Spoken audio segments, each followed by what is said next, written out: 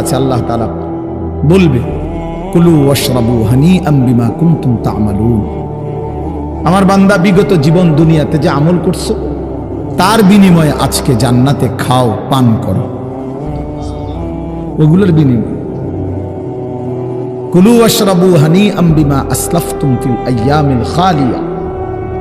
আল্লাহ বলেন জান্নাতীকে বলবে বান্দা নিশ্চিন্তে আরামসে দুনিয়ার জীবন যে তুমি নেক আমল করেছো তার বিনিময়ে আজকে আরামসে নিশ্চিন্তে নির্বিঘ্নে আমার জান্নাতে খাও এবং পান করো। জাযাআম বিমা কানু ইয়ামালুন। আল্লাহ তাআলা বলেন জান্নাতের এই নিয়ামত বান্দা তোমাকে দিলাম কিসের বিনিময়ে? জাযাআম বিমা কানু ইয়ামালুন। ওই যে দুনিয়ায় আমল করেছিলে তার বিনিময়। এ তোমার সেজদার বিনিময়, এ তোমার রুকুর বিনিময়, এটা তোমার জিকিরের বিনিময়, আমার গোলামের বিনিময়, আমার বন্দিগির বিনিময়। এই জন্য আখিরাত শুধুই মুমিনের জন্য, পরকাল শুধুই ঈমানদারের জন্য। এই জন্য আল্লাহ তাআলার তৌফিক ছাড়া বান্দা আমল করতে পারে না, নামাজ পড়তে পারে না, সেজদা দিতে পারে না। কত ছেলে দেখেন না চোখের সামনে এক ওয়াক্ত নামাজ পড়ে না, জানেও না সে মানুষের বাচ্চা নাকি জানোয়ার, এটাও জানে, হাইওয়ান কিনা না মানুষ বলতে পারে। কে পাঠাইলো, কেন পাঠাইলো, কে সৃষ্টি করলো, কেন সৃষ্টি করলো, কি জন্য আসলো, কিচ্ছু জানে, কিছুই জানে। লক্ষ্য উদ্দেশ্যহীন গন্তব্যহীন এক পাগল মাতাল ছাগল, যা মন চায় তাই করে, যা মন চায়। এটা জিন্দিগি আর কি। এ তো লক্ষ্য উদ্দেশ্যহীন জীবন, জন্তু জানোয়ারের জীবন। মুসলমান তো তাকে বলে যার সুনির্দিষ্ট গন্তব্য জানা আছে। ইমানদারের গন্তব্য জানা আছে যে আমার গন্তব্য কোথায়, আমার এটা হায়াত, এরপরে আমার মৃত্যু কবর, এরপরে আমার হাসরের মাঠ, এরপরে আমার মিজান হিসাব, এরপরে আমার ফুলসেরাত, এরপরে আমার জান্নাত। আমার টার্গেট জানা আছে, আমার গন্তব্য জানা আছে। আমি থামবো সেদিন, জান্নাতে যাব যেদিন। আমার টেনশন দূর হবে সেদিন, আমি জান্নাতে ঢুকবো যেদিন। ওয়াকালু আলহামদুলিল্লাহিল্লাযী আযহাবা আন্নাল হাযান। কোরআনুল কারীমের মধ্যে আছে আল্লাহ তাআলা বলেন জান্নাতি বান্দা জান্নাতে ঢুকে বলবে আল্লাহ আপনার প্রশংসা করছি, আজকেই আমার চিন্তা পেরেশানি জীবনের তরে শেষ হলো। আজ আমি জান্নাতে ঢুকলাম, এবার আমি নিশ্চিন্ত হলাম, নিশ্চিন্ত হলাম। আর কোনোদিন এই জান্নাত থেকে বের হতে হবে। আল্লাহ তাআলা বলছেন আর কখনোই এখান থেকে বের হইতে হবে না। খালিদিনা ফিহা আবাদা, চিরস্থায়ী।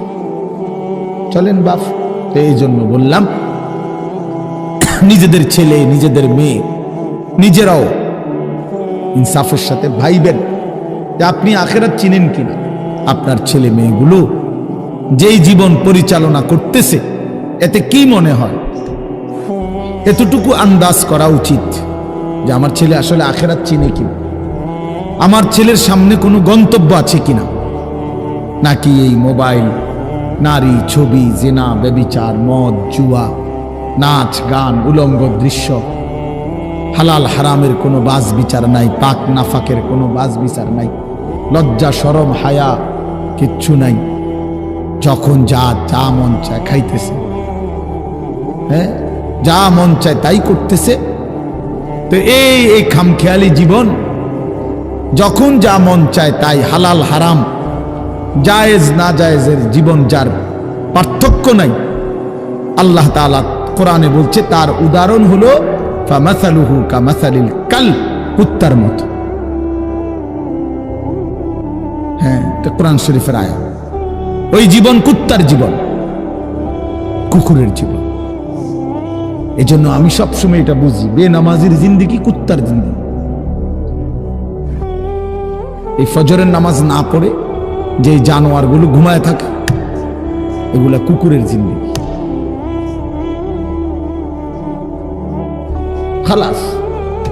এই সুদখোরগুলো যে জিন্দিগি কাটায় এগুলো কুকুরের জিন্দিগি কাটায়।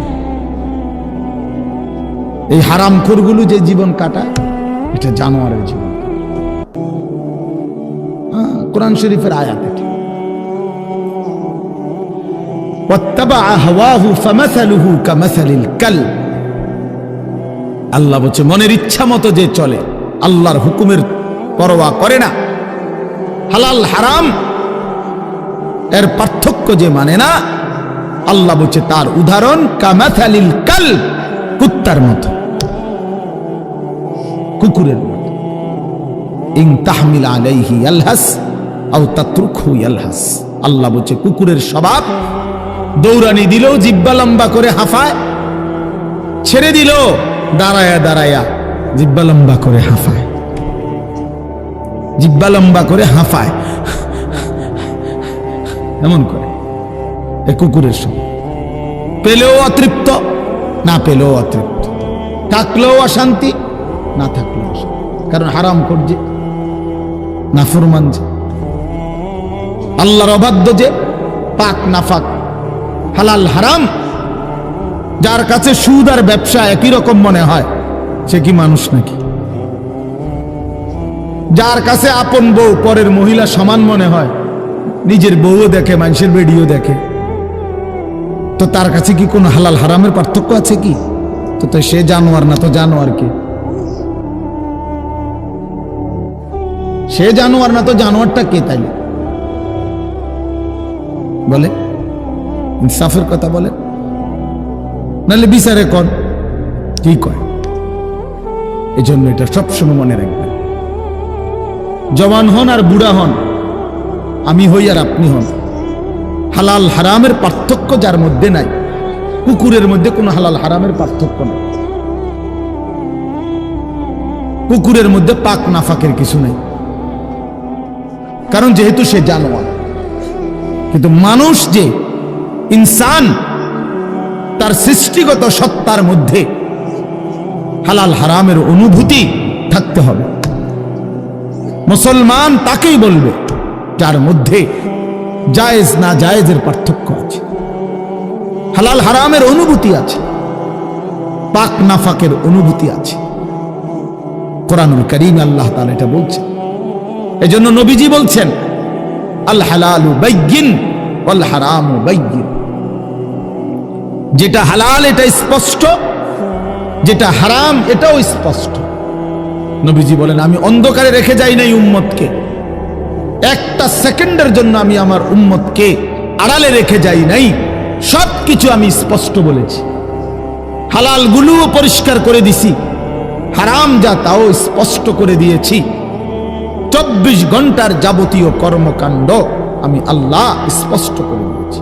ওই দেখেন ওই অপদার্থ ছেলেটার দিকে দেখেন, এক নজরে মোবাইলের দিকে তাকায় রয়েছে, কারে বলে কি ওয়াজ করে এর কোনো খবর। এটা ধরে রাখছে মোবাইল, এক নজর একদিকে খালা। এবার ওয়াজ হয়, কারে বলে কি বলে, আমার এত কিছু দরকার, আমি আর আমার মোবাইল। এই জিন্দেগি, এই ছেলে পেলেদের আকসারের জীবন এটা। 24 ঘন্টা পৃথিবীতে তার একটাই জিনিস, সেটা হলো একটা মোবাইল।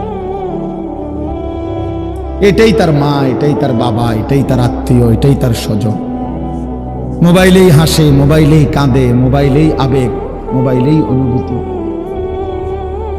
সব কিছু জীবনের মোবাইলটার উপর। কোত্থেকে আসলো, কে বানাইলো, কে সৃষ্টি করলো, কেন পাঠাইলো, কে আমারে বানাইলো, আমি কোত্থেকে আসলাম, কেন রাত হয়, কেন দিন হয়, আমার কোনো দায়িত্ব আছে কিনা আমার আল্লাহর পক্ষ থেকে, কিচ্ছুর কোনো সামান্যতম বুঝ বুদ্ধি আকল দিমাগ কিচ্ছু।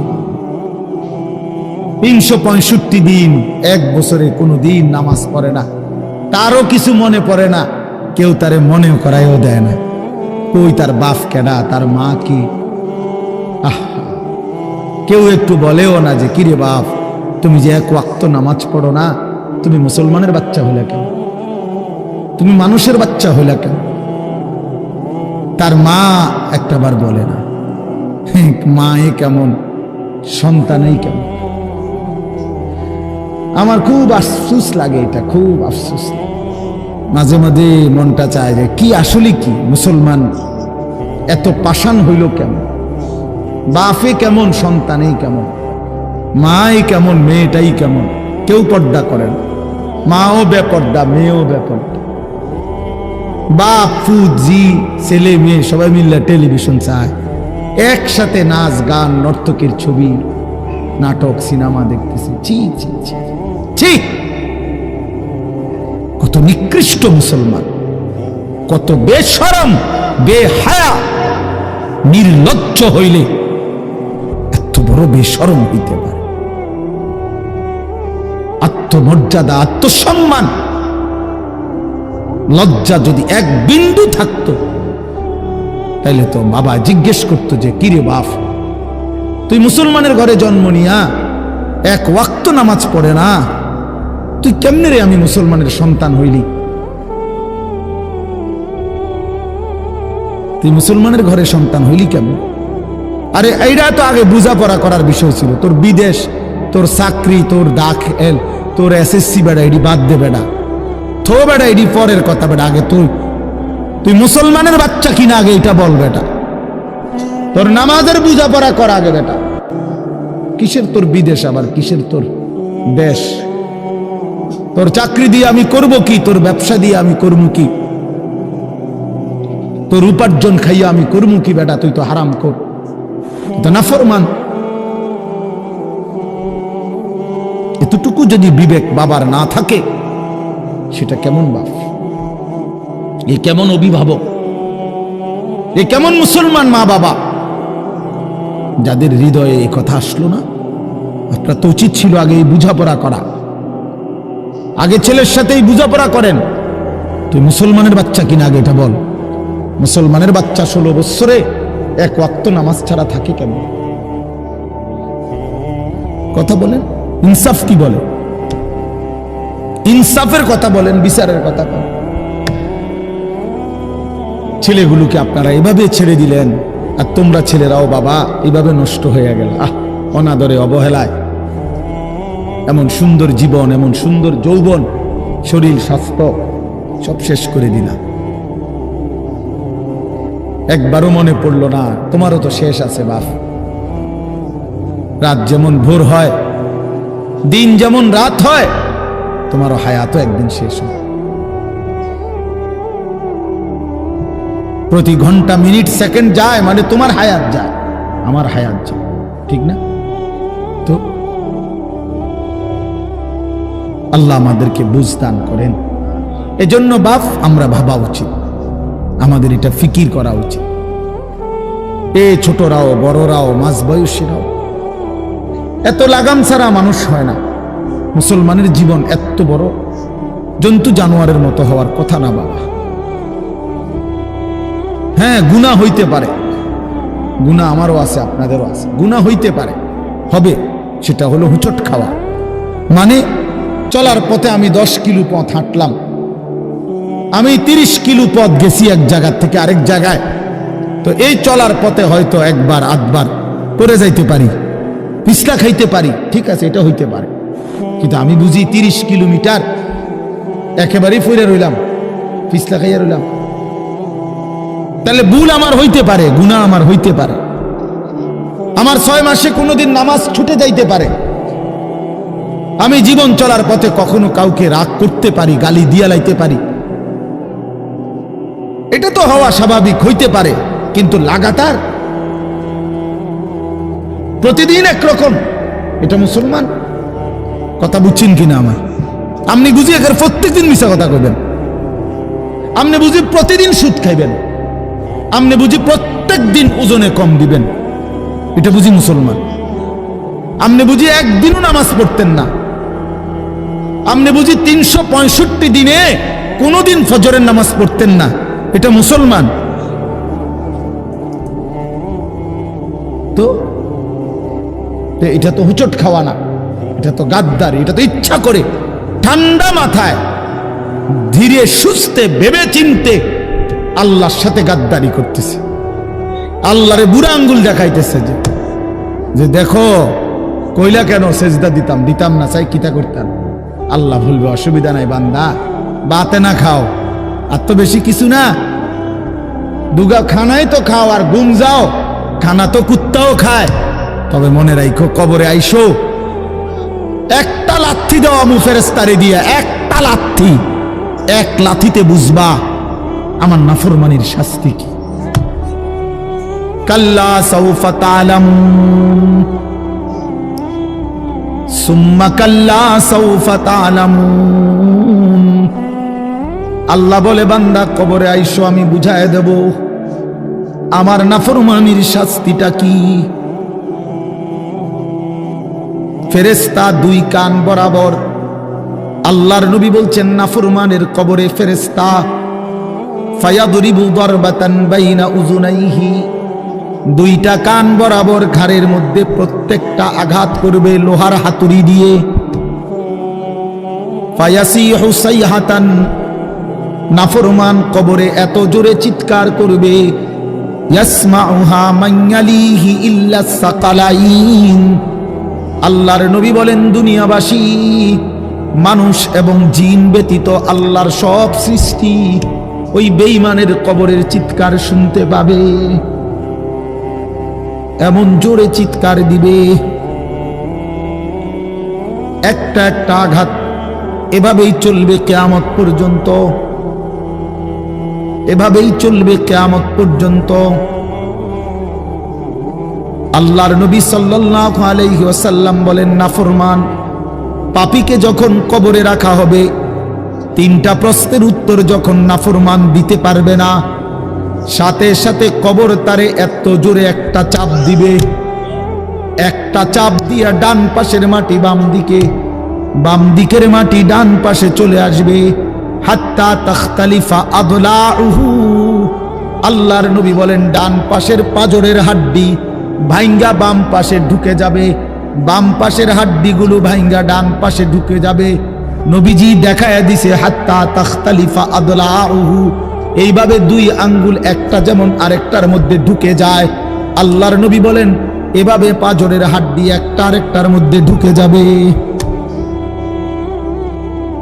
কি বাপ মনে করছো তোমারে এমনে এমনে ছেড়ে দিব? কি মনে করছো যার ভাত খাইলা তার বুঝি হিসাব দিতে হবে না? কি মনে করছো মুফত এটা? হ্যাঁ, কার পানি পান করেছো, কার ভাত খেয়েছো, কার আসমান, কার জমিন, কার চন্দ্র, কার সূর্য ব্যবহার করেছো বান্দা? কার এটা? তোমার আব্বার? শরীরটা তোমার বাপের নি, চোখ নাক কান তো তোমার আল্লাহর। আলাম নাজআল লাহু আইনাইন ওয়া লিসানান ওয়া শাফাতাইন। আল্লাহ বলে বলো না বান্দা আমি কি দুইটা চোখ দেই নাই? ওহ বাবা কথা কই না। আমি কি জিহ্বাটা দেই নাই? আমি কি দুইটা ঠোঁট দেই নাই? তো উত্তরে কি বলবেন যে না দেন নাই?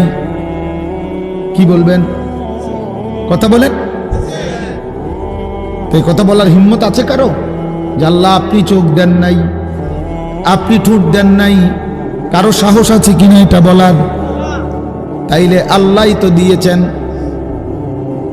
আলাম নুসিহ জিসমাকা, হাদিসে আছে নবীজি বলেন আল্লাহ জিজ্ঞেস করবে হাসরের মাঠে, বান্দা বলো না আমি কি তোমার শরীরটা সুস্থ রাখি নাই? ওয়া নুরভিকা মিনাল মা, আমি কি প্রতিবার তৃষ্ণার্ত অবস্থায় তোমারে আমি আল্লাহ তো আমি কি পানি পান করাই নাই? আমি তো পানি পান করিয়েছিলাম, আমি তো তৃষ্ণা নিবারণ করেছিলাম, আমি তো ক্ষুধার চাহিদা পূরণ করেছিলাম, আমি তো কায়নাতের সূর্য চন্দ্র আলো বাতাস দিয়েছিলাম। ওয়াজআলনা নাওমাকুম সুবাতা, আল্লাহ বলে সারাদিনের ক্লান্তি দূর করার জন্য রাত্রি গভীরের ঘুম আমি আল্লাহই তো বানিয়েছি।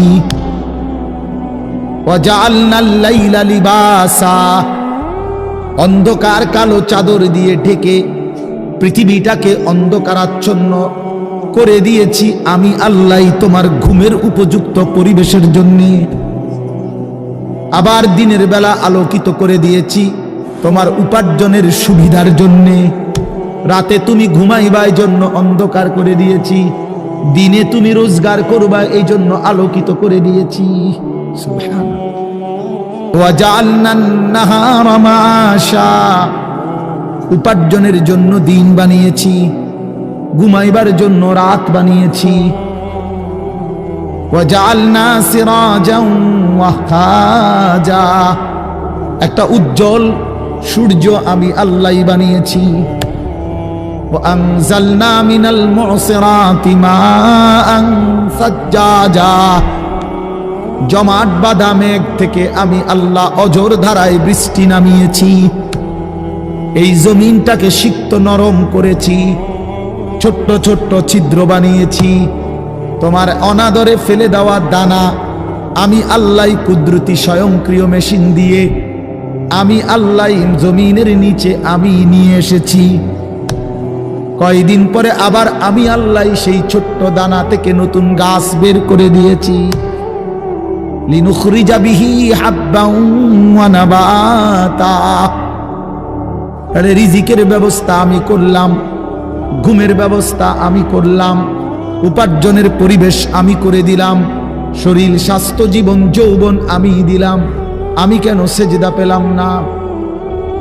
আল্লাহ যদি বলে বান্দা আমি কি অপরাধ করলাম, আমি তোমার এত কিছু দিয়ে আমি কি অন্যায়টা করলাম যেই অপরাধের কারণে তুমি আমারে সেজদা দিলা না? কি বলবা যুবক? নাফরমান যুবক কি বলবা? অসভ্য যুবক যে নামাজ পড়ো না, হায়ওয়ান তুমি কি বলবা? তুমি মানুষ না জানোয়ার? বেনামাজি তুই মানুষ না জানোয়ার? বল, মানুষ না জানোয়ার বল বেটা। অনেক বেহায়া এখনো হাসে এইখানে, এত বড় অসভ্য বেহায়া, এই বেহায়া এখনো হাসে। চিন্তা করছো নি? হ্যাঁ, এত বড়, এত নির্লজ্জ, এত বড় অসভ্য যে এখনো হাসে। অর্থ হইল আমারই কয়, বুঝেন নাই? বুঝতেছে সে আমারই কয়। আহ আহ, আমার মনে হয় কুকুররে কইলে কুকুর মাথা নামাইলে। আহা, আমাদের সন্তানদের হালাত কত নাজুক, চিন্তা করে দেখে। মুসলিম সমাজে বসবাস করে, বাপ মুসলমান, মা মুসলমান, চারিদিকে মসজিদ, চারিদিকে মাদ্রাসা, কত দাড়িওয়ালা, টুপিওয়ালা, পাঞ্জাবিওয়ালা। প্রতিদিন মসজিদের মিনারা থেকে উচ্চ কণ্ঠে মাইকের হর্ন দিয়ে আজান হইতেছে। এত বেশি মাইক, হর্ন, মসজিদ, মাদ্রাসার পরিবেশের মাঝখানে থাইকাও এটা কত বড় গাদ্দার, কত বড় গাদ্দারা নাফরমান। এত সুন্দর চারদিকে মসজিদ, মাদ্রাসা, আলেম ওলামা, দাড়ি, টুপি, মাদ্রাসার পরিবেশের ভেতরে থাইকাও জানোয়ারে একটা সেজদা দেয় না। কত বড় নিকৃষ্ট জানোয়ার, চিন্তা করছে।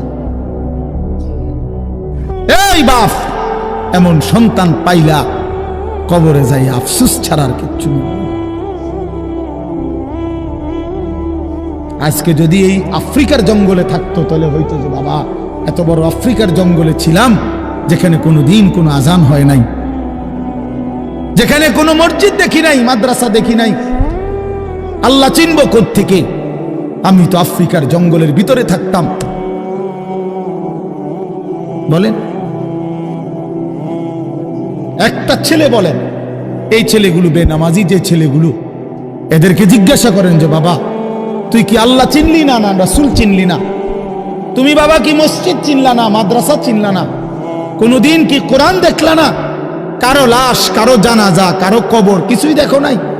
কিচ্ছুই তোমার কলজার মধ্যে কোনো এক বিন্দু কোনো বিবেক অনুভূতি জাগাইলো না? শুধু নারী, শুধু একটা মোবাইল, শুধু একটা ছবি, শুধু একটা অশ্লীল দৃশ্যের কাছে হেরে গেলা। ছেলেরা বলো বাবা, তোমরা বলো, কার কাছে হাইরা গেলা? কেমনে হাইরা গেলা তুমি? তোমার বাপ মুসলমান, মা মুসলমান, তোমার ঘর মুসলমান, তোমার দাদা দাদি, নানা নানি, চাচা মামা, ফুফা খালু সব মুসলমান। তোমার এলাকার চারদিকে আজান হয়, তোমার মহল্লার প্রত্যেক গলিতে গলিতে মাদ্রাসা আছে, কোরআনের ঘর আছে, তোমারই কোনো না কোনো চাচাতো ভাই, মামাতো ভাই, ফুফাতো ভাই, আত্মীয় কেউ না কেউ হাফেজে কোরআন আছে, আছে না?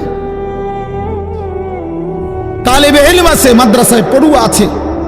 এত কিছু দেখার পরেও যার কলিজায় এক ওয়াক্ত নামাজ পড়তে মন চায় না, তার দিল পাথরের চাইতে শক্ত, তার দিল জন্তু জানোয়ারের দিলের চাইতে নিকৃষ্ট।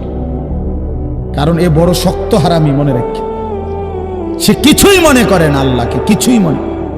এত মসজিদ মাদ্রাসা, এত নামাজ রোজার এত চিহ্ন দেখাও আমি কিছুই বিশ্বাস করি না। আমি বিশ্বাস করি আমার জীবন হলো মোবাইল, আমার জীবন হলো নারী, আমার জীবনের অর্থ হলো ছবি, আমার জিন্দিগির মাকসাদ হলো উলঙ্গ ছবি দেখা, নর্তকী দেখা, জিনা ব্যভিচারের দৃশ্য দেখা, মদের আড্ডা, জুয়ার আড্ডা, নারীর আড্ডা, কোন অশ্লীল মেয়ের পিছনে জীবনটা শেষ করে দেওয়া, খালাস। আমি বুঝছি এটাই জীবন। কিসের মসজিদ, কিসের মাদ্রাসা, কিসের আল্লাহ, কিসের রাসূল, আমি এগুলা বুঝি না। এতটা উল্টে গেল কেন? এত বড় লানত হলো কেন? বলেন বাবা।